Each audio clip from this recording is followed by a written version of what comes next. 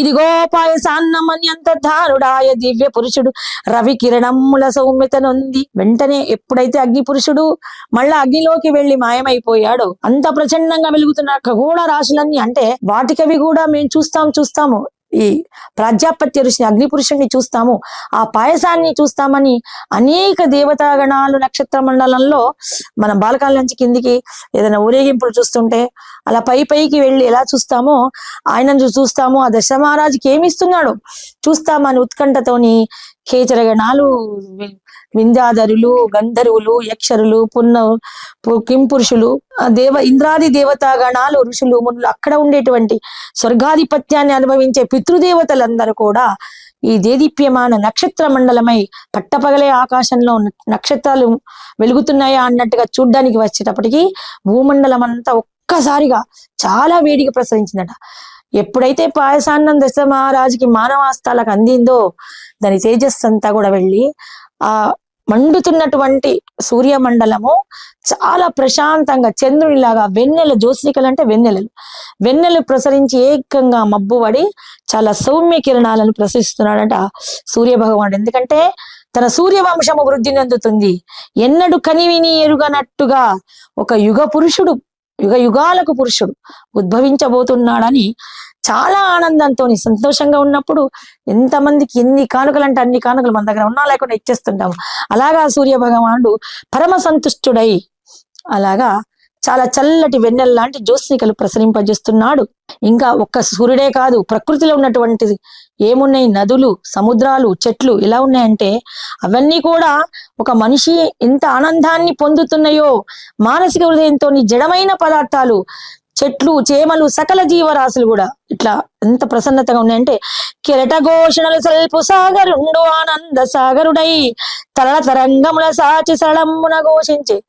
సముద్రం దగ్గరికి వస్తే ఎంత జీ అని కెరటాలు కొడుతుంటాయి ఒడ్డుని.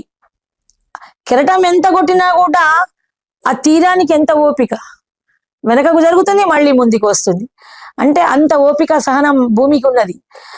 ఇటువంటి ఆ ఒక గంభీరంగా ధ్వనులు చేసేటట్టు సాగరుడు తరళంగా చిన్నగా, నదీ కెరటాలు మెల్లమెల్లగా సౌమ్యంగా ఎలా వస్తాయి నదీ కెరటాలు ఇసుకని దాకడానికి, అలాగా ఆ సాగరుడు గంభీరమైనటువంటి కఠినమైన తన కెరటాలను నదీ కెరటాలుగా తరళంగా సరళంగా మెల్లగా ఒడ్డుకు తాకిస్తున్నాడట.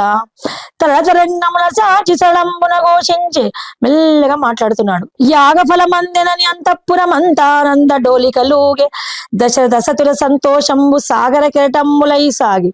ఇక్కడేమో సాగరుడేమో మెల్లగా నది కెరటాలు అయితే ఈ ముగ్గురు పత్నులు మాకు పుత్ర సంతానం కలిగే యోగ్యత నేటికి కలిగింది కదా అని వాళ్ళ హృదయాలన్నీ సాగరాలై ఆనంద సాగరాలై పొంగుతున్నాయట. పాయసాన్నముగని పడతులకు పంచ చక్రవర్తి. ఇక్కడ మనకి ఎందుకు పెద్ద భార్యకి ఇంత ఇచ్చాడు, చిన్న భార్యకి ఎందుకు ఇచ్చాడు, సుమిత్రకి ఇంత తక్కువ ఇచ్చాడు అనేది మనకి ఇక్కడ చాలా మందికి సమస్య. అంటే సుమిత్ర అంటే ప్రేమ లేఖన, సగభాగము కౌసల్య చేతికి ఇచ్చి సగభాగము కైకపరము చేసే అని అంటాడు. ఇక్కడ పెద్ద భార్య అంటే ప్రేమ, చిన్న భార్య అంటే నౌక్యం తెలియని వాడు. అక్కడ ఒక సృష్టి రాసి ధర్మ సూక్తం ఉంది. ముందుగా వివాహం చేసుకున్న ఆమె ధర్మపత్ని అవుతుంది. యజ్ఞయాగాదులకు పూజలకు ఆమెనే కూర్చోవాలి, అసలు మొత్తం భాగం ఆమెకే ఇవ్వాలి. తర్వాత ఈమెకు నా వంశానికి రాజుగా చేసేటువంటి పుత్రుణ్ణి నీకు ఇస్తాను కాబట్టి నీ గర్భాన పుట్టిన పుత్రుణ్ణి రాజ్యాధికారిని చేస్తానని ఆమెకి ఇస్తాడు. సుమిత్రకి ఇవ్వడు ఈయన చేతిలో. అక్కడ ఏమైందంటే సగభాగము ఈమెకి ఇవ్వాలి, ఆ సగభాగము ఆమె ఇచ్చాక అందులో సగభాగం అంటే 50% కౌసల్యకు, ఇంకొక 50%లో ఆమెకు 30%, మీకు 20, అట్లా 3 భాగాలు చిన్నగా చేయాలి. కానీ వాళ్ళు ఏం చేస్తారంటే స్త్రీ యొక్క హృదయం ఎంత కోమలం అంటే అయ్యో నాకే ఇచ్చాడు, నా చెల్లి ఎంత బాధపడుతుందో అని తన సగభాగాన్ని వెంటనే తీసి సుమిత్రకి ఇచ్చేసింది. ఇప్పుడు మనకు ఫలాన్ని మనకు పరశురాముని కథలో మనం చెప్పుకోలే గాని అగస్త్య మహాముని 2 పళ్ళు ఇస్తాడు. రుచిక మహాముని భార్య అయినటువంటి రేణుకాదేవికి ఆమె కూతురికి ఇస్తున్నప్పుడు వీళ్ళు ఏం చేస్తారంటే అది మార్చుకుంటారు, ఇద్దరు తల్లి కూతురు మార్చుకున్నప్పుడు ఏంటంటే బ్రాహ్మణునికి బ్రాహ్మణ లక్షణాలు సజ్జనటువంటి పుత్రుడు జన్మించాలి. ఋషికి భార్గవ రాముడు. ఇక్కడ ఏంటంటే పండు మారిపోయింది. సగపాలు అటుపారు సగపాలు ఇటు పారేటప్పటికీ బ్రాహ్మణంగా పుట్టినా కూడా క్షత్రియ శౌర్యము బ్రాహ్మణ జన్మ బ్రాహ్మణ జన్మని, కానీ ఆయన సాత్విక స్వభావాన్ని కాకుండా ఉగ్ర స్వభావాన్ని ఇక్కడ ఏంటంటే క్షత్రియించి ఉన్న ఫలము, క్షత్రియ గర్భంలో ఉండాల్సిన ఫలము బ్రాహ్మణ గర్భానికి రావడం వల్ల, అంటే మునులు సృష్టికర్త బ్రహ్మతో సమానమని మనకు పురాణాలు చెబుతున్నాయి. అటువంటి శౌర్యము భార్గవరాముడికి వచ్చింది. భార్గవరామునికి అక్క కొడుకైనటువంటి విశ్వామిత్రుడు క్షత్రియ లక్షణాలతోని సంపూర్ణమైన క్షత్రియ లక్షణాలతో పుట్టినా కూడా తర్వాత ఉగ్ర తపస్సు చేసి తన క్రోధాన్ని అణుచుకొని రాజఋషి అయి బ్రహ్మ ఋషి అయినాడు. అంటే బ్రాహ్మణ తత్వం వచ్చి బ్రాహ్మణుడై పుట్టకున్నా కూడా తన కర్మాచరణ ధర్మ నిరతితోని ఒక బ్రాహ్మణి ఎంత సమానంగా వశిష్ఠ మహర్షి సమానంగా బ్రహ్మ ఋషి యొక్క గౌరవాన్ని పొందాడు. అంటే ఆ ఫలం యొక్క మహిమ ఎప్పుడో 1000 సంవత్సరాల కిందించిన వాళ్ళ తల్లులు బులించినటువంటి ఫలం.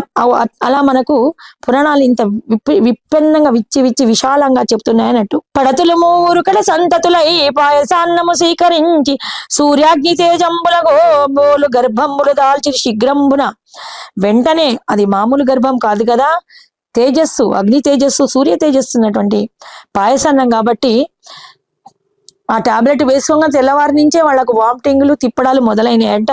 ఎట్లా వచ్చింది? శ్రీమన్నారాయణి తేజము సతి కౌసల్య గర్భంబు చేరి అందు సగభాగమైన అధిశేషు తేజము సుమిత్రను చేరి సుదర్శన తేజము కైక గర్భితంబు కాగా అందు సగభాగమైన పాంచజన్య తేజము సుమిత్ర పరమాయే నారాయణు నరుడై జనించి చుండే సవ్య సహకారం అందించగా సర్వసురగణములన్నీ వానరులై అప్సరాది సురాంగనలందు జనించుచుండిరి.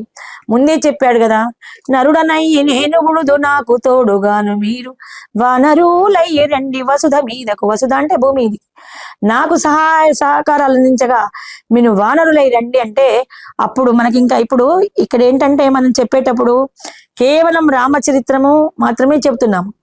మనం కిష్కింధాకాండ స్టార్ట్ అయ్యేటప్పుడు ఆ కాలం నాటిది అప్పుడు రామజననం ఎలా జరిగిందో ఇక్కడ ఆంజనేయ స్వామి అంజనీ గర్భమున ఇక్కడ రుద్రతేజము, శివుని యొక్క తేజము రుద్రతేజము, ఏకాదశ రుద్రులలో హనుమంతుడు 11వ రుద్రుడు అవతారం, శంకరుని యొక్క అవతారము. అలాగే సూర్యపుత్రుడు, ఇంద్రపుత్రులు, వాయుపుత్రుడు మనకు వాయు సంజనితమై అంజనాదేవి గర్భమున శివతేజము ఉద్భవించింది. అలాగే అశ్విని దేవతలు, దిక్పాలకులు, కుబేరుని పుత్రుడు వీళ్ళందరూ కూడా వానరులై దేవతామూర్తులందరూ కూడా వాళ్ళ తేజస్సును వానర గర్భితాలై వానరులై జన్మించారు. వాళ్ళకు ఒక్కొక్క విశిష్టమైన శక్తి ఎలా ఉందని మనకు కిష్కింధాకాండాల్లో చెప్పబడుతుంది. బ్రహ్మాగ్ని శిరసావవించి వహించి వివిధ రూపాల వానురలై వసుధ చెలగి అసుర సంవరణార్థము సురగణములన్నీ వనముల వేచియుండి. ఇక్కడ రామజననం ఎప్పుడైతుందో అక్కడ వాలి, సుగ్రీవుడు, హనుమంతుడు, నలుడు, నీలుడు, కందుడు, కబంధుడు ఇట్లందరూ కూడా ద్విదుడు, అనేకమైనటువంటి సుశేషనుడు, అనేకమైనటువంటి వానర సేన ఉద్భవిస్తోంది, జన్మిస్తోంది. అయితే మనకు ఇక్కడ ఏంటంటే చెప్పేటప్పుడు మళ్ళీ అటు కిష్కింధాకాండ చెప్పేటప్పటికి వినే వాళ్ళకి సరిగ్గా అర్థం కాదు, కానీ కేవలం రామజన్మ సీతాజననం కూడా జరుగుతుంది. ఇక్కడి నుంచి వెళ్ళాక వెంటనే జనక మహారాజు కూడా యజ్ఞ తలపెట్టి భూమిని దున్నుతాడు. యజ్ఞశాలను శుద్ధి చేయడానికి భూమిని దున్నప్పుడు ఆ రత్నపేటికలు మనకి ఇక్కడ ఏంటంటే సీతాదేవి యొక్క ముందు వచ్చింది కదా, వీళ్ళందరికంటే ముందు వైకుంఠం నుంచి ఆమె అవతారాలు ఇవన్నీ అయిపోయాక సముద్ర గర్భితమైనటువంటి ఆ స్వర్ణపేటికను భూమిలో సముద్రుడు దాచిపెట్టాడు. ఆమె అందుకే సాగర కన్యక, ఆమె ఏంటంటే సాగర నందిని అంటారు. ఆ సాగరంలోంచే అమృత ఉద్భవం, అమృతం సోదరుడే, ధన్వంతరి సోదరుడే, చంద్రుడు సోదరుడే, కాలకూటం కూడా సోదరుడే, తులసీవనం తులసి బృంద సోదరి, ఏవేవి అష్టైశ్వర్యాలు నిధులు ఇవన్నీ కూడా ఆమెతో జనించినాయి కాబట్టి వాళ్ళందరూ కూడా ఆమెకు అనుంగు సోదరులు సోదరిమణులు అయినారు. లక్ష్మీదేవికి కుటుంబం చిన్నది కాదు. ఐరావతం, ఉచ్చశ్రవం, పారిజాతం, కల్పవృక్షం, పారిజాత వృక్షము, గోవు కూడా మహాలక్ష్మి చెల్లెలు, అందుకే గోవును పూజించాలి. అంటే మనకి కామధేను ఏవేవైతే సముద్రం నుంచి వచ్చాయో రాజు దగ్గర ఉండాలని అవన్నీ కూడా మన మహాలక్ష్మి స్వరూపాలే. అందుకని మనకి ఇక్కడ వేదవతి రమాదేవి జననాలయ్యాక సీతా జననం వస్తుంది.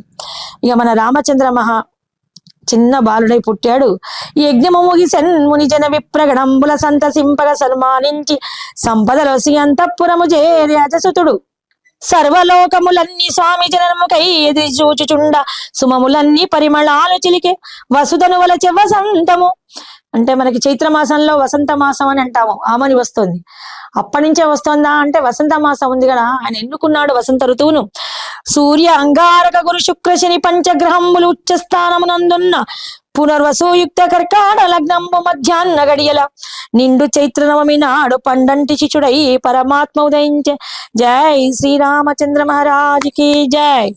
మనకు మన రామచంద్రుడు జన్మించాడు. మహా తేజశాలిని గని ఆదిత్యుని గన్నదితి బోలే ప్రకాశించే కౌసల్య. ఒక్క యుగ పురుషునికి జన్మనిచ్చింది కాబట్టి దేదీప్యమానంగా వెలిగిపోతుందంట. ఆ సూతక రూము అంటే బాలింత రూములో మన తల్లి కౌసల్యాదేవి ఎంతటి పుణ్యశాలి తల్లి కౌసల్య, ఎంతటి ధన్యశాలి దర్శత భూపతి, పరమాత్మునే సుతినిగా బడసనంటూ తొందు భీలి మ్రోగించిరి దేవగణంబులు. ఆకాశంలో పూల వృష్టి కురుస్తోందంట అయోధ్య నగరంపై. లోకాలనే లేటి పురుషోత్తముడే పుడమియందు జనించనని సర్వలోకములు హర్షించగా పుష్ప వర్షములు కురిపించిరి సురాది దేవతలు. పుష్యమి నక్షత్ర దశమి నాడు పుత్రిగని మురిసే కైక, ఆశ్లేష ఏకాదశి సుతనిద్దరిగనే సుమిత్రకడు సంత సంబున. చివరికి కవల పిల్లలు ఉద్భవించారు ఏకాదశి రోజున సుమిత్రాదేవికి. అప్పుడు ఏంటంటే భూమాత ఎలా పులకిస్తుందంటే, కోకిల రాగాలు మావి చిగురుల సోయగాలు మల్లె పరిమళాలు తొలిసారి తల్లైనుటల సోయగాల పులకింతలు పుడమి తల్లికి. తను చాలా ఆనందంగా ఉండిపోతుందట. జై శ్రీమన్నారాయణ స్వామికి, శ్రీరామచంద్ర మహారాజుకి జై. ఆ భూదేవి ఎట్లా పులకించిపోతుందో ఎన్నో సంవత్సరాలుగా ఎన్నో యుగాలుగా సకల జీవరాశులను అంటున్నది భూమాత అంటాం, అందుకే భూదేవి తల్లిని. కానీ తను తొలిసారిగా తల్లి అయినట్ల ఒక స్త్రీ మొదటిసారి మాతృత్వం పొందినప్పుడు ఆ పులకింతలు, తన పుట్టబోయే శిశువుని ఎలా కూర్చి కలలు కంటుందో, చిన్న పురిటి పసికూనని ఎత్తుకొని ఎంత మురిసిపోతుందో, అలాగా భూమాత శ్రీరామచంద్రుని జననం కాగానే అలాగా పులకించిపోతుందంట. భువి పులకించి పాడింది భూపాల సుస్వరాలు. పొద్దున ఎంత బాగుంటుంది భూపాల. మేలుకోరా ఒకసారి రామ మేలుకోరా అని ఆ భూపాల రాగం పాడంగానే మనకు ఎటువంటి అలికిడి నిద్ర లేసిన పొద్దున్నే సుప్రభాతం చదువుతుంటే చెవుల సూకినంత ఎంత తన్మయత్వంతో పవిత్ర భావన కలుగుతుందో భూదేవి అలాగా పులకించిపోతుందట. ఇంకా నదులన్నీ నేను చెప్పాను కదా, జడ పదార్థాలన్నీ కూడా పుల్లకించిపోతున్నాయి. నదులన్నీ జలనాదాలు పలికే, వనములన్నీ వసంత సోయగాలు చిలికే, ఆపద మస్తకం అవని పరవశించ ఆనంద డోలికలూగే ఉద్యానగరి అంతా. ఎక్కడ చూసినా పండగ సౌరభాలు వెళ్లి విరుస్తున్నాయి. మనం చిన్న బాలరాముని మొన్న కలియుగంలో పెట్టుకుంటేనే ఇంటింట రంగవల్లులు, దీపాలు, దీపతోరణాలు, అందరిళ్లలో పండగ మామిడి తోరణాలు, మంత్రాక్షితలు ఇలా అన్ని పెట్టుకొని మనం ఒక రవ్వ కేసరి చేసుకొని నివేదించి ఒక పండగ వాతావరణం సృష్టించుకున్నామే. అలాగా అయోధ్యవాసులంతా ఎంత పునీతులు, ఎంత పుణ్యజన్ములు. వాళ్ళందరూ కూడా రామచంద్రమూర్తి పుట్టాడు అని ఇంకా పేరే పెట్టలేదు. కౌసల్యాదేవికి మా మహారాజుకు అందమైన బాలుడు ఉదయించాడని ఎంతో సంతోషంగా పండగ చేసుకుంటున్నారంట.